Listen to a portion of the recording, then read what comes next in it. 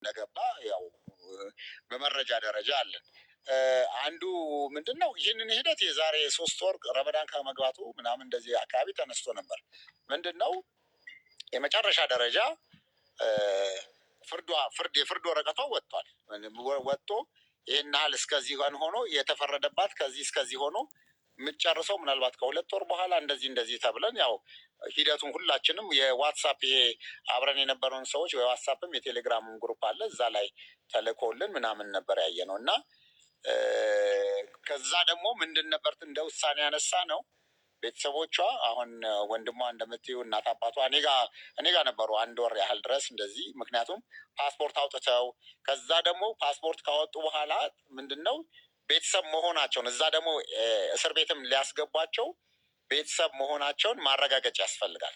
ስለዚህ ቤተሰብ መሆናቸውን ለማረጋገጥ ወላጅ መሆናቸውን ለማረጋገጥ የግድ ደግሞ ምንድነው የተደረገው ውጭ ጉዳይ ሊጽፍልሽ ከራስሽ ከክልል ከሚኖሩበት አካባቢ ከቀበሌ ጀምሮ ምናምን አጽፈው ፕሮሰስ አድርገው እስከ አይ ቲንክ በቅርብ ጊዜ ምናምን ጨርሰዋል። በመሀል ያው ረመዳኑ ገባ። ረመዳን ሲገባ ደግሞ እንደዚህ እንትን አታደርጊም ወረቅ ምንድነው እስር ቤት መጠየቅ ምናምን አይቻልም ይመስለኛል። የሆነ እንትን አለ መሰለኝ።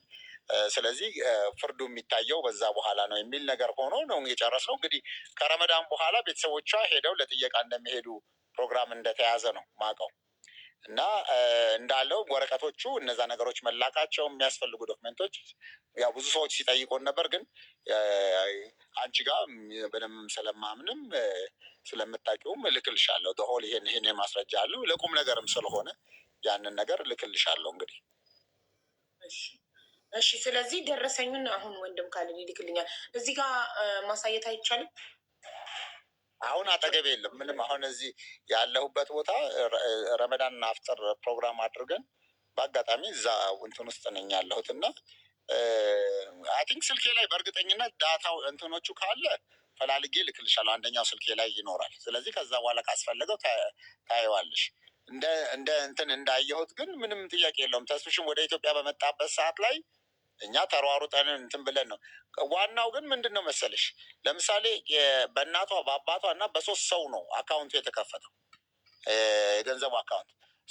ገንዘቡንም እንዲላክ የሚያደርጉት ቤተሰቦቿ ናቸው። እኛ ፕሮሰሱን እንዲቀልላቸው የሄደን አደረግን እንጂ ወይ ደግሞ ያንን ነገር እንዲፈጸም አደረግን እንጂ እኛ እናደርገዋለን ማለት አይደለም። ምንም ከእኛ ጋር እንትን የሚለው ነገር የለም።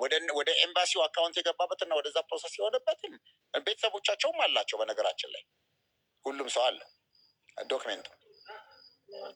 እሺ በቃ ስለዚህ ላክልኝና ደረሰኙ ሊሆና ልንገራቸው ለህዝቡ ወደ ኤምባሲ መግባቱን ከሌላ ቤተሰቦች አካውንት ወደ ኤምባሲ አካውንት መግባቱን ልንገራቸው። አንዱ ግን አቡዬ ማረጋገጫ በነገራችን ላይ በጣም ቀላሉ መንገድ ልጅቷ ኦልሬዲ 1 ወር ነው ምናምን ቀርቷት ልትገደል እስካሁን እንግዲህ 1 አመት ከምናምን የሆነ ይመስለኛል። እንትን ካለ 2 አመት አልፎታል። እንደ ወንደ ካሌት 2 አመት አልፎታል። ትንሽ የኤምባሲው ደብዳቤ ላይ 2024 ነው የሚለው። አቡዬ ካሊዶ አሁን የተፈለገው ነገር ምን መሰለ? አንተ ጋር ያሉት ማስረጃዎች አሉ አይደል? እዛ ኢትዮጵያ ንግድ ባንክ ከዛ ያስገባንበት ትራንስፈር የተደረገበት የተላከበት እና ወደ አካውንት የገባበት ያንን ዶክመንት ለሀቡ ብቻ ላክላት። ያንን ዶክመንት ነው አሁን ህዝቡ ማየት የፈለገው። እናንተ ተባብረን ነው እኛ አይደለ አካውንት የተከፈተው በ3ቱ ቢሆንም ማዘዝ የሚችሉት በ3ቱ ቢሆንም እኛ ያንን ነገር አስተባብረን ስንት መከራ አይተን ተልኳል ብሩ። ያንን ወረቀት ለህዝቡ እንዲያዩት ያንን ዶክመንት ኦሪጂናሉን ለሀቡ ላክላትና ህዝቡ የሚየው ኦልሬዲ የተላከበት ስለሆነ ማረጋገጫ ስለሆነ ምንም የሚደባበቅ ነገር የለውም። ሪሲት ስለሆነ መግባቱን በትክክል እዛ መድረሱን ኦሪጂናሉን ነገር አሁን ምንድነው የተቸገርነው? ቤተሰብየው ራሱ እየሰራ አይደለም። ከድር ኑር ሰቦ እየሰራልን አይደለም። ያወራኛል በቴሌግራም ላይቭ ላይ መግባት አልቻለም። አንዳንድ ይጽፋል አሁንም ከስር ግን መግባት አልተቻለም። ማሳየት የሚችሉት ቤተሰቦቻቸውም ጭምር ነው። እኛ ጋር የገባበትን ማስረጃዎች ዶክመንቱን ላክለትና ህዝቡ ይይ። ከዛም በኋላ ይሄ ጉዳይ የያዘው ኤምባሲው እና ያለውን ነገር የደረሱበትን ነገር ደግሞ እነሱ እንዲያሳውቁን እንዲጠሩና ልጅቷ ያለችበት ነገር እየከበደ ስለሆነ ምንድነው ጉዳዩ የሚለውን ህዝቡ ሰዓት ሞት እንድትወጣ ሞት አፋፍ ላይ ስለሆነች ያን የተፈለገ ታማ ጫፍ ላይ ደርሳለች እና አቡ አፍናን አላገኛችሁትም? አባፍናንን አናግሬው አባፍናን ደግሞ ኦልሬዲ ኮሚኒቲው ለእንትኑ ኮሚቴዎቹ ለኤምባሲ እንዳስተላለፉና ኤምባሲ የሚመለከተውን አካል ማነው ስሙ ሰጠኝ። አባፍናን የሚመለከተውን ሰው ቁጥር ሰጠኝ። ማንን ነው? አቶ አብድል መናን ቁጥር ሰጠኝ እና ለእሱ ቮይስ አድርጌለታለሁ እስኪያየው ድረስ እየጠበቅ ነው። እና ምንድነው እንደምን ቢመሽም እኔ ፈላልጌ ልላክልሽ አውዬ እንትን ስልኬንም ቻርጅ አድርጌ ከየትኛው ላይ እንዳለ ዶክሜንቱ ፊዚካሊ ዶክሜንቱ አለ ብቻ ራሱ ዶክሜንት ተስፍሻቃል በካኪ ወረቀት የሌላን ሰቦ ፋይል ብለን አስቀምጠን ምክንያቱም እዛም ሲሄድም እያንዳንዱ ነገር በቃ የነበረውን ነገር ወደ ስለዚህ እልክልሻለሁ እንትን ለአንቺ አስፈላጊ የሆነውን ነገር ያቸው ምክንያቱም አንዳንዶቹ በጣም ያው የትልልቅ ሰው ፊርማ ኖሮበት በጣም ዶላር በማይፈቀድበት ከባድ በነበረበትም ሰዓት በብሔራዊ ባንክ በንግድ ባንክ ሳይሆን በብሔራዊ ባንክ ደረጃ ተፈቅዶ በውጭ ጉዳይ ደረጃ ተፈቅዶ ብዙ ሂደት ብዙ ጣውረድ ተደርጎ ነው የተፈቀደው እና እነዛም ጭምር ያው ቤተሰቦቻቸው እንትን አለ ያንን ነገር እልክልሻለሁ። እሺ ቴንክ ዩ። አሁን ላክልኝና እንትን ልበልላቸው ልንገራቸው። በቃ አሁን ያው ፈልጎ ካልድ ይልክልኛል። ከዛ አነብላችኋለሁ እኔ ነግራችኋለሁ። ከዛ ኤምባሲን እንጠይቃለን ቪዲዮ ሰርተን ሁላችንም።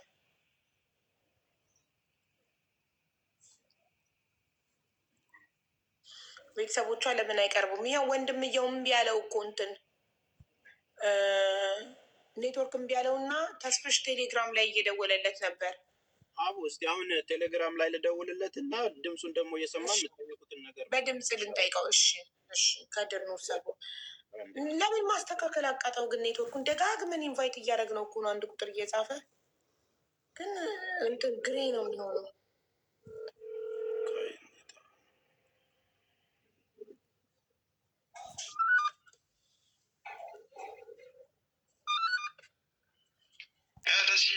ሄሎ ከድር ወይ ተስፋ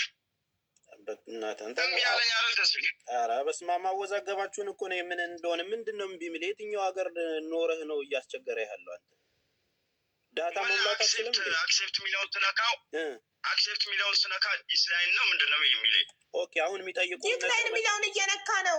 አየህ ዲክላይን ነው የሚለኝ አለ። ዲክላይን የሚለውን እየነካ ኦኬ እንትን አደርግ አሁን ከድር ያው የሰውንም ፍላጎት ለማሟላት ዲክላይን የሚለው ይቆጥራል